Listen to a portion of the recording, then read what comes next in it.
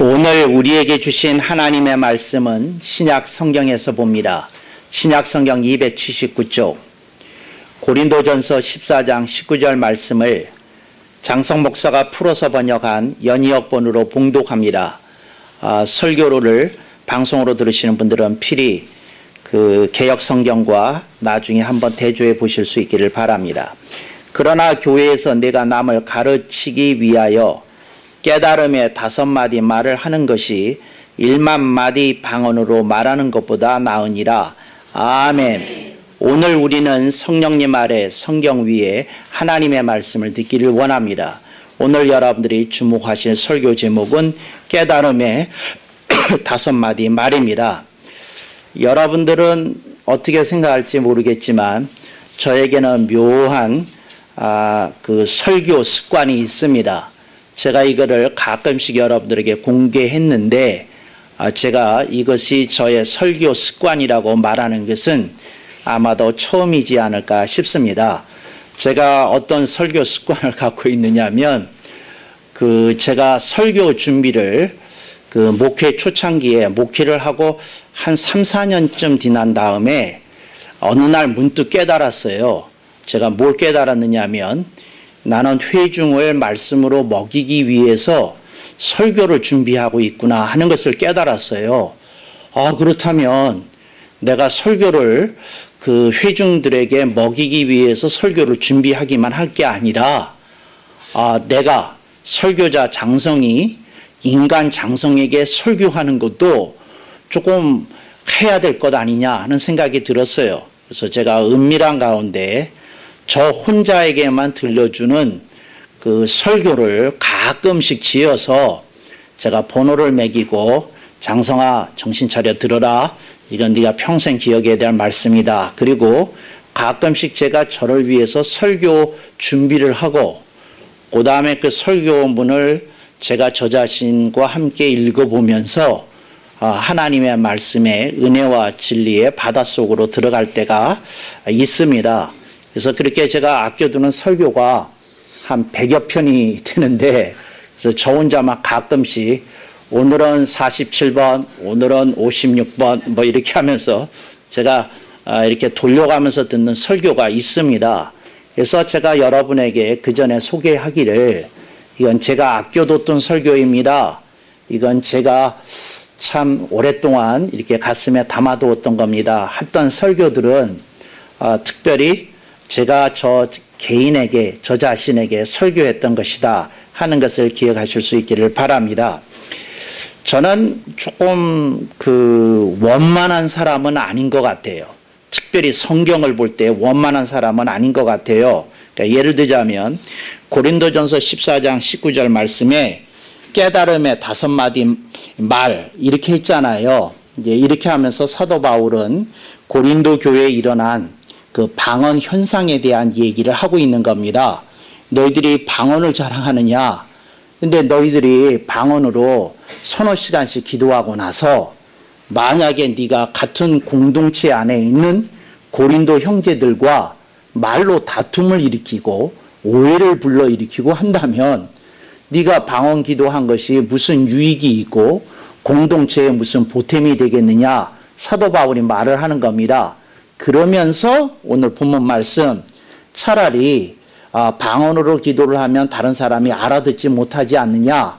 그렇지만 알아들 수 있는 말, 이걸 본문에서는 깨달음이라고 그랬고 이걸 영어로 제가 구태여 번역을 하면 comprehension 이라고 번역할 수 있는 용어입니다. 그러니까 어떤 걸 알아듣는 겁니다. 알아먹는 겁니다. 이해가 충분히 된 걸 말하는 겁니다. 그래서 사람이 이해하기 쉽고 알아듣기 쉬운 5마디 말을 하는 게 좋지 않느냐. 이제 이런 얘기를 비유로 얘기를 한 겁니다. 근데 제가 방금 전에 제가 성경을 읽을 때는 제가 원만한 성격이 안 된다고 한 거는 제가 이렇게 생각을 한 거예요. 이거 이상하네? 1, 2, 3, 4, 5, 6, 7, 8, 9, 10 뭐 숫자 단위가 10도 가고 100도 가고 1000도 가고 만도 가고 뭐 조 단위도 가는데 왜 하필이면 5마디 말이야? 그래서 5이라는 숫자를 왜 썼을까? 여기에 필이 꽂힌 겁니다. 이 저는 거의 병적인 수준인 것 같아요. 그래서 5마디 말, 이거 이러네. 제가 이렇게 생각한 이유가 있습니다. 히브리어의 관용구 가운데 서너 가지라는 말이 있습니다. 그러니까 예를 들자면 우리가 그 동생한테, 예를 들어서 어떤 애가 동생한테 그 중학생 형이 그 초등학생 그 자기 동생한테 너 편의점에 가서 그 저 형이 갖고 있는 용돈으로 너 줄 테니까 가서 과자 서너 봉지 사와. 그러면 그 동생이 알아듣습니까? 못 알아듣습니까? 알아듣습니다. 이제 3가지든지 4가지든지 이제 네가 알아서 사오라. 그러니까 알아듣고 갑니다. 그런데 그 말을 알아듣지 못해가지고 형 몇 봉지야? 그러면 군밤이나 맞을 겁니다. 이제 서너 가지. 근데 그 히브리어에 그런 말이 있어요. 서너 가지라는 말이 여러분들이 나중에 아모스서를 읽어보면 서너 가지 하는 히브리어 관용구 표현이 나옵니다. 근데 저는 이 사도 바울이 그 히브리인 아닙니까? 이스라엘 사람 아닙니까? 그러면 관용구를 쓰면 여기에서 깨달음의 그 서너 마디 말을 하는 것이 이렇게 써야 되는데, 이 서너 마디가 아니고 왜 5마디지? 하는데 비해 필이 꽂혀가지고, 왜 이렇게 말을 했지? 하고 생각을 해봤어요. 그랬더니 제가 내린 결론은, 이건 뭐 대다수 학자들이 지지하는 의견은 아닙니다만, 제가 내린 결론은 사도 바울이 관용구인 서너, 마디라는 말을 안 쓴 걸 보니까 사도 바울은 심중에 품고 있는 5마디의 말씀이 있었던 모양이다.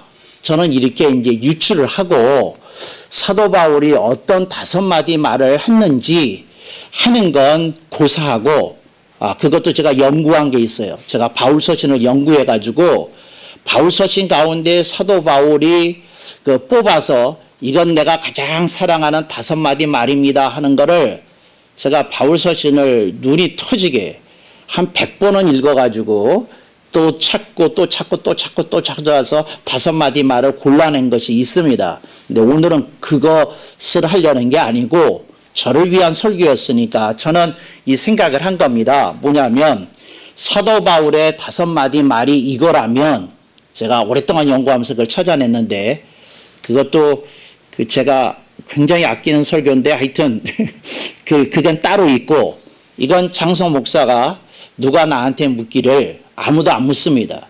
근데 누가 나한테 묻기를, 목사님 요 고린도전서 14장 19절 말씀을 보니까 사도 바울에게는 깨달음의 5마디 말씀이 있었던 것으로 유추가 됩니다.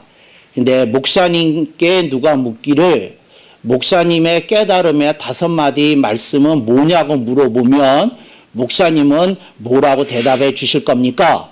근데 이런 그 질문이 오지도 않았는데 이 엉뚱한 조직신학자는 그런 질문이 왔다고 생각을 하고 낑낑대 가면서 5마디 말을 제가 오랫동안 이렇게 생각을 하면서 정리해 둔 게 있어요. 그래서 제가 이런 5마디 말씀을 가슴에 새기고 살았는지 안 살았는지, 근데 여러분이 저를 20년, 30년 이상 지켜보셨으니까 목사님이 그동안 말씀하신 거나 살아오신 것을 보니 이 5마디 말이 목사님의 심중에 있었구나 하고 확인이 되든지, 그렇지 않으면 제가 설교를 하기 위해서 구라를 치든지 둘 중에 하나일 겁니다. 그러니까 여러분이 증인이고, 제가 이제 제가 마음속에 깨달음의 5마디 말을 이렇게 이제 가슴에 담습니다. 제가 바라기는 이것이 혹시 여러분에게 영적으로 실제적으로 도움이 돼서 여러분들이 이 5마디, 깨달음의 5마디 말을 이렇게 할 수 있었으면 좋겠다고 생각이 되어집니다. 그런데 깨달음의 5마디 말을 먼저 하기 전에 깨달음에 대해서 얘기를 하겠습니다. 깨달음이라는 건 comprehension이라는 말은 이런 때 쓰는 겁니다. 어떤 아이가 수학 문제를 푸는데 자꾸 틀려요. 근데 그렇게 틀렸을 경우는 어떤 경우냐면 원리나 공식을 제대로 이해를 못한 겁니다. 왜냐하면 원리와 공식이 제대로 이해가 되면 수학 문제는 당연히 뭐가 나오게 돼 있습니까? 정답이 나오게 돼 있는 겁니다. 뭐 원리와 공식을 제대로 이해를 못한 겁니다. 그래서 내가 왜 틀렸지 그러다가 다시 그 공식을 보고 다시 이렇게 이해했더니 아하 요거였네 하고 아하 소리가 날 때 여러분에게 일어난 지적인 상태, 그게 깨달음입니다. 이제 그런 의미로 이렇게 이해하시면 되겠습니다. 그러니까 어떤 경험을 통해서 이렇게 사람이 터득하는 겁니다. 사람이 체득하는 겁니다. 그래서 저는 인생 속에서 이것을 체득을 했는데, 그 장성 목사의 깨달음의 5마디 말씀 가운데 첫 번째는 감사합니다입니다. 감사합니다. 그래서 저는 이 감사가 굉장히 중요한 말입니다. 감사합니다. 그런데 감사와 고마움과 조금 다른 뜻이 있습니다. 근데 한국어를 잘 모르는 분들이 있는데, 고마움이라는 것은 가슴 속에 품고 있는 말입니다. 가슴 속에 품고 있는 거예요. 그러니까 영어로 표현하면 thankfulness가 고마움입니다. 그런데 감사라고 하는 말은 영어로 표현하면, 이게 오히려 영어로 표현할 때 더 필이 콱 하고 쉽게 다가섭니다. thanksgiving, 이 감사입니다. 그러니까 마음속으로 품고 있는 건 고마움입니다.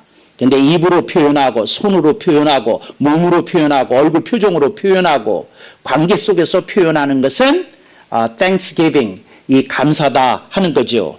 그래서 저는 이 세상에 우리가 하나님께, 성삼일체 하나님께 빚진 은혜가 얼마나 무한합니까? 우리에게 목숨을 주시고 우리에게 영생, 조회를 주셨습니다. 우리로 하여금 하나님의 백성이 되게 하고 하나님의 자녀가 되도록 예수 그리스도 안에서, 복음 안에서 우리를 구원해 주셨습니다. 그래서 우리가 하나님의 은혜에 대하면 감사합니다 하는 말이 우리들의 일상생활 속에서, 신앙생활 속에서 결코 한 번도 떨어질 수가 없는 귀한 언어인 줄로 믿습니다. 그런데 하나님의 은혜는 차치하고라도 오늘 우리들이 인생 속에서 우리가 입은 놀라운 사람으로부터 받은 은덕이 있습니다. 우리 부모님으로부터 우리들이 받았던 은덕, 우리들이 다 이거 카운트하기 어렵습니다. 또 우리들이 우리의 인생의 멘토가 되어주신 분들로부터 받았던 그 은덕, 그것도 말로 다 할 수 없습니다.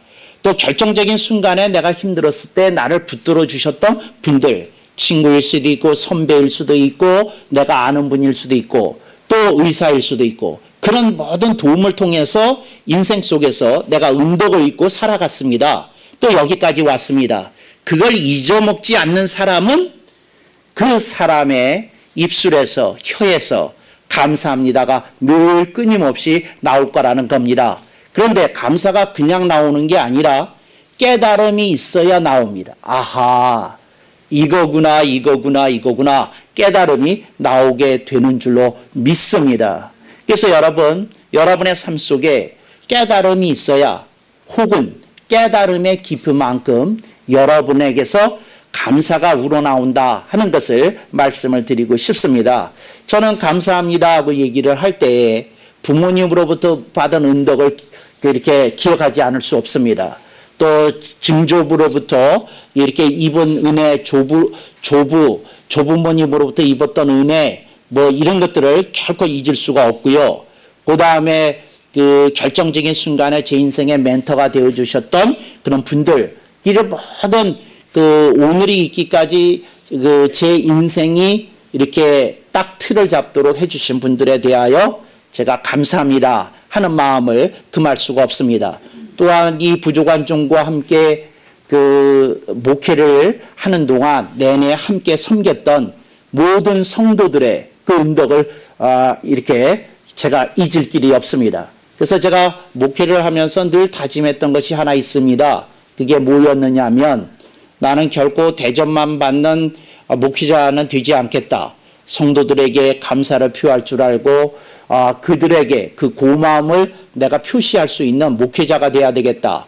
그런데 그런 그 목회 방침을 가지고 제가 수십 년 사역해 왔습니다. 네, 여러분들이 그거에 대해서 증인을 쓰셔야 되는 건데, 그래서 깨달음의 첫 번째 말씀이 뭐냐? 감사합니다입니다. 두 번째, 장성 목사에게 있어서 깨달음의 5마디 말의 두 번째 마디의 말씀은 뭐냐면 미안합니다입니다. 근데 이 미안하다고 하는 말은 뭐냐면 제가 이렇게 미안하다고 하는 말은 조금 이렇게 결이 다른 말입니다. 그러니까 길거리에서 누구하고 부딪힌 다음에 미안합니다. 또 뭐 내가 음식점에서 음식을 먹다가 글라스를 깨뜨리고 미안합니다 하는 것과는 조금 결이 다른 얘기입니다. 미안합니다 하는 말은 무슨 말이냐면 우리가 인생을 살면서 어떤 분들의 은덕에 대해서 다 갚지 못해요. 빚진 자 되는 겁니다. 그런데 빚진 자 된 인생에 대해서 생각을 해보고 참 내가 그 인생에 이렇게 빚진 자로서 끝까지 이렇게 어른이 되어서도 이 나이가 되어서도 내가 다 빚을 갚지 못하고 사는구나. 이게 미안한 겁니다. 저에게는 제가 초등학교 2학년 1학기서부터 제가 중학교를 졸업할 때까지 저와 함께 하면서 한학을 가르쳐주는 스승님이 계십니다. 스승이 계십니다. 그분이 소에서 선생님이신데 이 소에서 선생께서 제가 그 중학교를 졸업할 무렵에 이렇게 돌아가셨습니다. 그래서 그분에게 아무런 유족이 없었기 때문에 그분의 그 친구들 몇 분하고 그 다음에 제가 상주 노릇을 하면서 장례를 치렀습니다. 그래가지고 지금 한강대교 중간에 있는 노들섬, 옛날에는 중지도라고 그랬는데 거기서 그분의 유고를 화장을 한 다음에 유고를 아무도 이제 그 후손이 없으니까 자기의 가족은 이북에 있으시고 혼자 단신 이제 월남을 하신 건데 월남을 하는 도중에 가족이 흩어졌는데 내내 찾지 못했어요. 아마도 인민군에 의해서 탈출하는 과정에 희생이 되진 게 아닌가 하고 선생님은 내심 그렇게 판단하셨던 것 같아요. 그랬는데 이제 그 유골 이렇게 하얗게 빠진 유골을 제가 이제 그 나룻배를 타고 그거를 이제 한강에다가 이렇게 상고를 합니다. 이게 상고를 하는데 복받치는 눈물이 이렇게 쏟아지더라고요. 선생님이 한 20년 좀 사시지 30년 더 사시지. 그래서 내가 어른이 되고 내가 뭔가 선생님이 보시기에 듬직한 인생으로 서 있는 모습을 보여주고 싶었는데 보여드릴 수가 없게 된 거죠.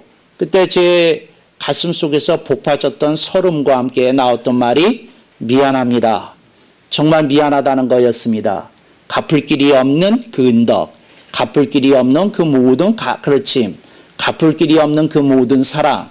그래서 그것이 아주 복받쳐서 미안하다 하는 마음을 품게 되었어요. 그래서 제가 그 다음서부터 사람에 대해서 조심하게 되는데 그러니까 인생에서 빚진다는 게 보통 일이 아니구나. 그리고 내가 인생에서 누구 도움을 받는다는 게 이게 보통 일이 아니구나.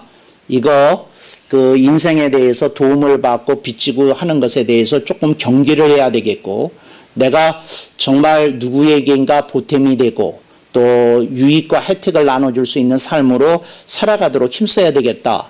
그래서 내가 대인관계에서 미안한 사람이 늘어나지 않도록 내가 경계하고 조심하고 살펴야 되겠다. 이렇게 다짐하고 이렇게 살았던 시절이 생각이 납니다. 그게 이제 미안하다 하는 말은 모자랐다는 말입니다. 인생의 빚을 갚지 못했다 하는 그 느낌입니다. 그래서 여러분들이 정말 어떤 사람이 미안한 사람이 하나도 없으면 그 사람 복된 인생을 산 겁니다. 그런데 여러분들이 만약에 여러분들이 입었던 모든 은혜와 은덕 앞에 정말 부족한 인생을 살았다면 여러분에게 미안하다는 그런 생각과 마음이 있을 때 여러분의 인생이 훨씬 더 속이 깊어지고 겸손의 길로 나아가게 되리라고 믿습니다. 미안한 것이 없는 사람들이 교만해집니다. 거만해집니다. 그러니까 오늘 우리들이 그것을 경계해야 될 줄로 믿습니다. 세 번째, 깨달음의 5마디 말씀의 세 번째 말은 이건 일본 사람들이 제일 힘들어하는 말입니다. 용서해 주세요. 일본인은 용서해 주십시오가 안 되는 민족입니다. 이게 안 돼요. 그러니까 외정시대에 대해서 산뜻하고 깔끔하게 우리가 그 한국 국민들에게 정말 잊을 수 없는 너무 깊은 상처를 안겨드렸습니다. 진심으로 일본 국민과 일본 정부를 대신하여 사죄의 말씀을 올립니다. 네, 이렇게 말하는 한마디 말을 우리는 그동안 그렇게 50여 년 내내 이제 기다려왔는데 우리의 국력이 아직 거기에 미치지 못해서 그런 산뜻하고 깔끔한 사과를 또 사죄를 우리들은 받아본 일이 없습니다. 그러니까 용서해 주세요입니다. 용서해 주세요 하는 말은 정말 대담한 용기가 있어야 되고 지혜가 있어야 되는 겁니다. 그래서 용서해 주세요. 그런데 대부분의 사람들은 합리화시킵니다. 뭐 인생이 뭐 별거 있나? 나도 저한테 피해주고 저도 나한테 피해주고 뭐 오고 가고 무서 사는 거고 또 나는 이 사람한테 피해받고 또 나는 다른 어떤 사람에게 또 잘못할 때도 있고 인생은 그렇게 그 혼란 속에 뒤죽박죽이게 살아가는 거지 뭐 용서해 주세요가 꼭 필요한 개념인가 이런 생각이 있어요. 근데 제가 용서해 주세요 하는 마음을 가슴에 품고 살아요. 근데 제가 어떤 사람들에게 용서해 주세요 하고 하는 마음을 이제 품고 사느냐 하면 제가 그 목회를 하는 동안 제 교인으로 등록을 했다가 자살했던 사람들이 있어요. 이건 정말 잊을 수 없어요. 그러니까 그 제가 목회를 하는 동안에 그 자살했던 사람들이 있어요. 그러니까 내가 이 사람들의 이름을 지금도 기억하고 있는데 몇 명이라고도 숫자를 셀 수도 있고 이름도 얘기할 수 있는데 고인들에게 누가 되니까 얘기하지 않겠어요. 그런데 그 자살했던 사람들 중에 그 두 명은 내가 잘 모르겠어요. 뭘 잘 모르겠느냐 하면 구원을 받았는지 안 받았는지 모르겠어요. 구원을 받았는지 안 받았는지를. 그 다음에 나머지 세 사람은 숫자를 어느새 가르쳐 드렸네요. 이렇게 마음속에 있는 거를 말하기 시작하면 다 나온다니까요. 그런데 나머지 세 사람은 어떤 사람이냐면 나를 헷갈리게 하는 사람들이에요. 분명히 구원의 확신이 임했던 사람이고 성령의 불세례까지 받았던 사람인데 자살했어요. 자살했어요. 근데 나는 그게 이해가 안 되는 거예요. 어떻게 성령의 불세례를 받은 사람이 자살할 수 있는지. 그래서 이 사람이 내가 뭘 착각을 했던 건가? 나는 분명히 이 세 사람은 구원을 받은 사람이라고 느꼈는데, 그래서 하여튼 5명이에요. 이게 5명인데, 그래서 저는 이럴 생각입니다. 언제고 하나님께서 저를 부려서 천국에 가면, 천국에 가서 우선 주민등록처에 가가지고 좀 확인을 해야 되겠습니다. 이분들이 천국에 무사히 다 입국을 하셨는지, 그렇지 않으면 이분들이 구원을 받지 못하고 지옥으로 이복을 하셨는지 수감이 되셨는지 그걸 제가 먼저 확인을 해야 되겠어요. 그래서 만약에 자살한 그 5명 중에 한 사람이라도 그 구원을 받지 못하고 지옥에 갔다면 난 좀 지옥에 가야 될 것 같아요. 지옥에 가가지고 최소한도 주님께 방문증이라도 끊고 지옥에 가서 이 사람들 앞에 머리 숙이고 무릎을 꿇고 그 말을 해야 될 것 같아요. 용서해 주세요. 당신이 좀 더 명민한 목회자를 만나고 명민한 설교자를 그 당시에 만났으면 당신이 복음을 깨닫고 당신이 구원을 얻고 당신이 자살 여부와 상관없이 천국에 들어오는 일은 있었을 텐데 그때 내가 미숙해서 당신을 놓쳤다. 이게 너무 가슴 아프다. 이거 정말 내가 감당하기 어려운 고통이다. 그렇게 얘기를 할 것 같아요. 저는 천국에 가서 필히 주님께 좀 어필을 해서 좀 알아볼 겁니다. 근데 이 말은 제가 이렇게 하겠다는 거지, 이게 성경 속에 어떤 지옥에 간 사람들에게 구원을 받는 통로가 있다는 말은 전혀 아닙니다. 제가 조직신학을 가리키는데 그 정도 상식도 없겠습니까? 있지만, 주님도 저를 막지는 못할 겁니다. 제가 지옥을 방문해서 그분들에게 사죄를 드리고 싶다는 걸 주님 저를 막지 못할 겁니다. 저는 주님께 꼭 방문증 끊어서 갈 거고 사죄를 드릴 거고 그 다음에 주님께 제가 좀 알아봐야 되겠습니다.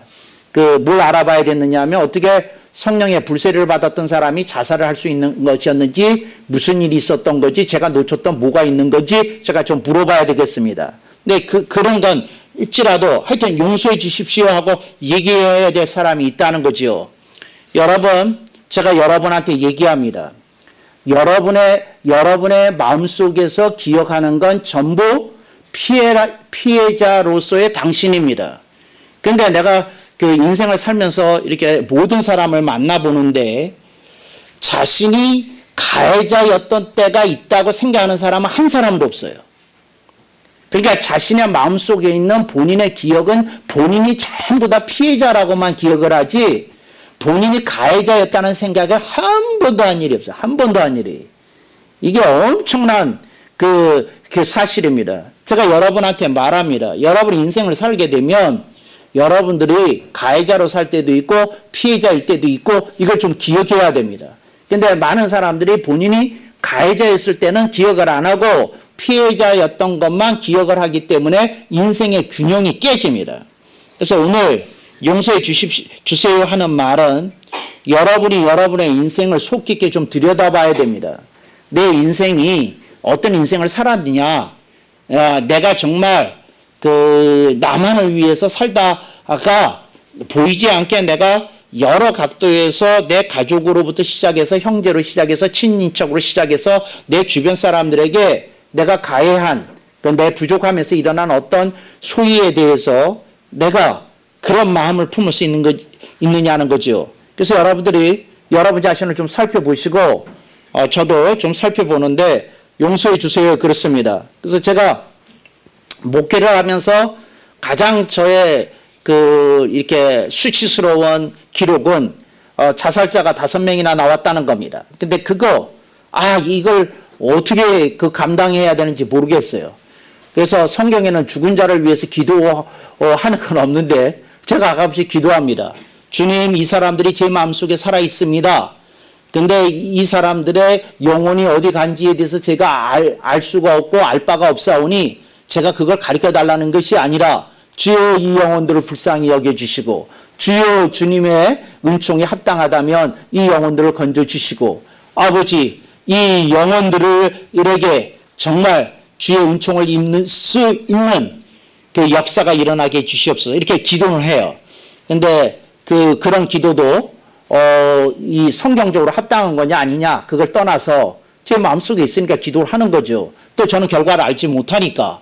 그러니까 누가 나보고 이런 기도하는 걸 막을 수 없어요. 왜 막을 수 없느냐 하면 그 사람 지옥에 있는지 어디 있는지 아무도 알 수가 없는 거니까요.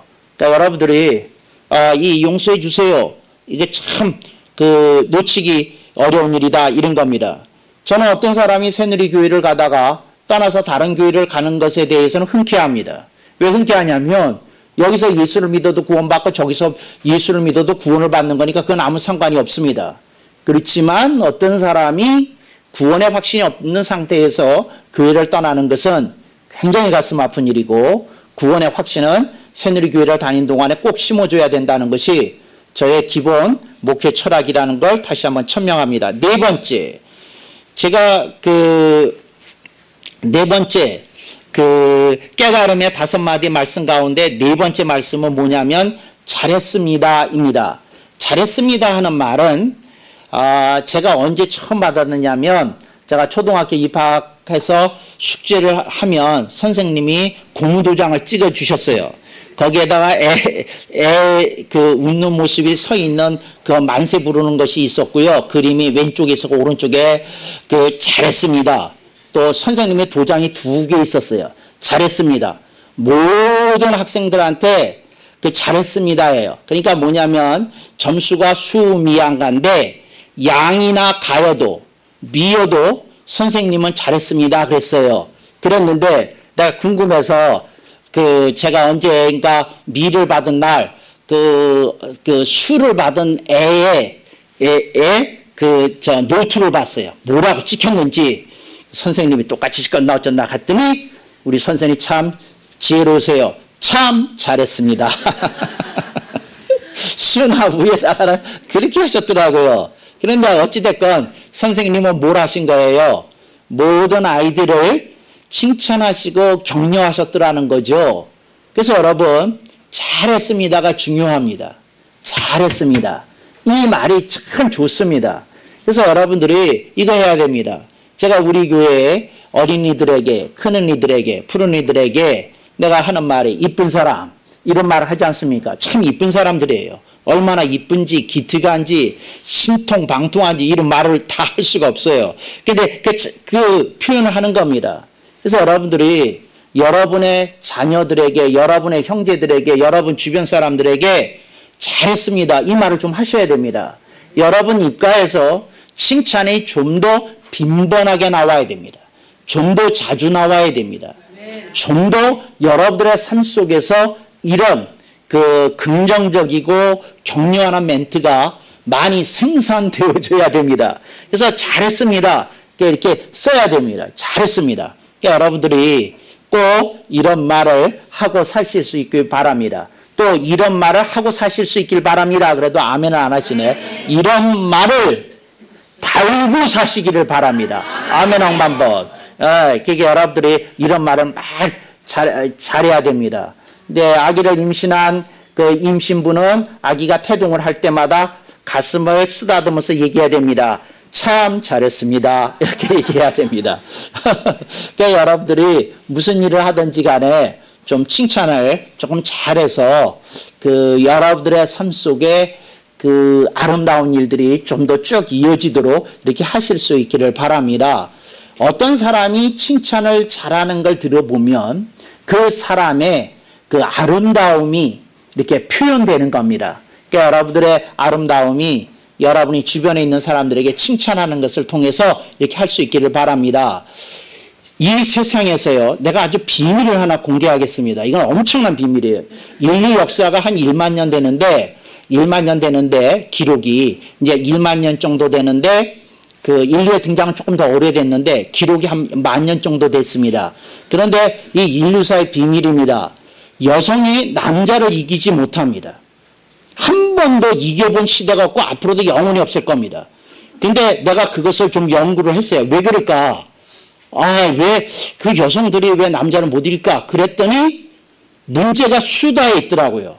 여성들이 수다의 70% 내지 80%가 그 폄훼하는 거예요. 누구 흉보는 거예요. 누구 깎아내리는 거예요. 누구를 좀 희화시키는 거예요. 뭐 자성의 웃음소리가 전혀 안 들리네요. 지집이 뚝 떼고 혀를 깨물고 그냥 계시네요. 그러니까 여성들이 이 수다 때문에 여성들이 크게 되지 않아요. 이 말은 미투 운동을 해야 됩니다. 근데 그 얘기가 아닙니다. 저는 지금 수다를 얘기하고 있는 중입니다. 괜히 엉뚱한 데다가 링크를 걸지 마세요. 그러니까 여러분의 말 속에 조금 균형이 져야 됩니다. 그러니까 여성이 남성을 이기려고 그러면 그 수다 속에 50%는 칭찬, 50%는 폄훼는 좀 깎아내리는 걸 말합니다. 깎아내리는 말, 이렇게 균형이 이루어지게 되면 천지개벽이 일어날 겁니다. 여성들이 세계 곳곳에서 패권을 장악한 모습들이 막 일어날 겁니다. 그러니까 이 여성들이 이래야 되는 거예요. 남자들이 여성보다 나은 게 내가 봤더니 한 가지도 없어요. 그런데 딱 한 가지 남자들이 나은 게 있어요. 그거 누구 깎아내리고 험담하고 뭐 하는 거, 요 부분만 남자들이 나아요. 남자들은 그냥 소주 한 잔 쨍 하면서 털어버려, 잊어버려, 미안해, 그리고 끝냅니다. 할렐루야. 아주 술 마시는 거 조금 꼴 보기 안 좋지만 그래도 그런 태도는 좀 이렇게 칭찬해 줄만 합니다. 제가 지금 조금 과장되게 얘기했지만 여성 여러분들이 조금 새겨서 들었으면 좋겠습니다. 제가 말하는 건 뭐냐면 누구를 칭찬하는 사람이 사회적으로 높이 올라간다. 그 얘기를 하려는 겁니다. 영향력이 강해진다. 그 얘기를 하려는 겁니다. 그래서 여러분 여기에 계신 딸이 되신 모든 분들 꼭 기억해 주십시오. 여러분의 어머니를 칭찬해야 됩니다. 이게 다 딸인데 어머니가 있는데 왜 아멘이 그렇게 시원찮아요? 여러분의 어머니를 칭찬해야 됩니다. 딸들이요, 걸기합시다. 어머니 칭찬해요. 할렐루야. 이거부터 칭찬해야 됩니다. 그리고 그 다음에 어머니요, 딸들에게 좀 더 칭찬하실 수 있기를 바랍니다. 그래서 좀 더 칭찬을 잘 하시고 그러실 수 있기를 바랍니다. 그러면 이제 이건 아들, 딸에게도 다 해당이 되는 얘기인데 저는 그런 걸 보고 싶습니다. 사람이 균형지어서 그 사람에게서 날카로운 시각도 있지만 좀 칭찬이 넉넉한 그런 것을 하실 수 있기를 바랍니다. 옛날에 이렇게 주머니를 이렇게 만들잖아요. 남자들 주머니 만들면 저희 어머니가 제가 이제 고등학교 때 오셨는데 바지에다가 제 청바지에다가 이렇게 한글로 이렇게 이게 뭘 써놓으셨어요. 그래서 왼쪽에다 이렇게 써놨는데 야 이거 문이다. 네가 그 엄마가 이렇게 수놨으니까 한번 봐라. 그래서 이렇게 봤더니 뭐라 그랬냐면 왼쪽에 칭찬. 제가 좀 날카롭지 않습니까? 그러니까 이게 칭찬 주머니다. 그 남자는 칭찬 주머니가 늘 가득 차 있어야 사람이 모이고 일이 잘 풀린다. 그러셨어요. 이 칭찬이 이렇게 잘 여러분에게 이렇게 나오실 수 있기를 바랍니다. 여러분의 삶 속에 칭찬이 끊이지 않는 그런 행렬이 되실 수 있기를 바랍니다. 4번째는 했고요. 5번째 얘기를 하겠습니다. 5번째가 뭐냐? 5번째 그 깨달음의 5마디 말에 마지막 5마디째의 말씀은 뭔고 하니 좋구나입니다. 찬탄하는 겁니다. 이야 오늘 날씨 좋구나. 이야 정말 이 더운 여름날 아이스콕 죽이는구나. 이야 정말 이거 뭐 이야 오늘따라 왜 이렇게 커피가 죽이냐. 좋구나. 야 좋구나를 요즘은 다른 말로 바꾼 거 아시죠? 죽이네. 정말 이 죽이네 소리 하셔도 됩니다. 그런 의미는 죽이네도 좋습니다.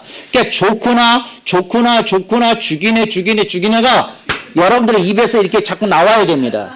이렇게. 그러니까 여러분들이 좋구나가 이렇게 나와야 됩니다. 아침에 잠결에 마시는 블랙커피 한 잔의 맛이 얼마나 좋습니까? 또 여러분들이 세수하고 출근하게 되니까 그거 얼마나 좋습니까? 야 정말 그렇죠. 태양님은 이렇게까지 안 하셔도 되는데 나를 위해서 이렇게 쨍쨍 하시고 이렇게까지 안 해도 되는데 오늘 내가 왜 이렇게 센티멘탈한 걸 하시고 왜 이렇게 가벼운 비까지 뿌려주신다는가 뭐 이런 느낌을 가지고 좋구나 이렇게 여러분들이 하실 수 있기를 바랍니다. 그러니까 여러분들이 아침에 신발을 신으려고 신발장을 딱 열었더니 이야 정말 이렇게 신발이 많을 수 있냐? 이렇게 고민이 될 정도로 신발이 있다는 게 행복하구나, 좋구나. 그리고 그 안에서 한 몇 분 이렇게 하는 게 있어야 되는데, 그냥 내가 찾는 신발은 어디 있는 거야? 그리고 짜증이나 내고 그러시면 되겠습니까? 좋구나. 여러분들이 하실 수 있기를 바랍니다. 그래서 좋구나. 좋구나. 이 찬탄을 해야 됩니다. 여러분 인생 속에, 여러분이 아시죠? 제가 가끔씩 혼자 찬탄하는 거, 좋아서 죽어요. 제가 혼자 있을 때. 이야, 이게 생각해도 다 기가 막히고, 모든 걸 느낄 때마다 그렇습니다. 가끔 가다가 제가 펜대를 잡고도 그래, 펜한테 고맙구나. 네가 있어 준 것이. 제가 붓펜을 쓰잖아요. 이렇게 수성펜, 미끄러지는 펜을. 근데 그것이 있기 때문에 제가 얼마나 글씨 쓰는데 편한지 몰라요. 그러니까 좋구나. 펜도 좋고, 필기감도 좋고, 다 좋구나. 근데 여러분들이 그런 걸 좀 느끼면서 사실 수 있기를 바랍니다. 제가 안경을 쓸 때마다 안경한테 가끔가다, 매번은 아니고 가끔가다 인사합니다.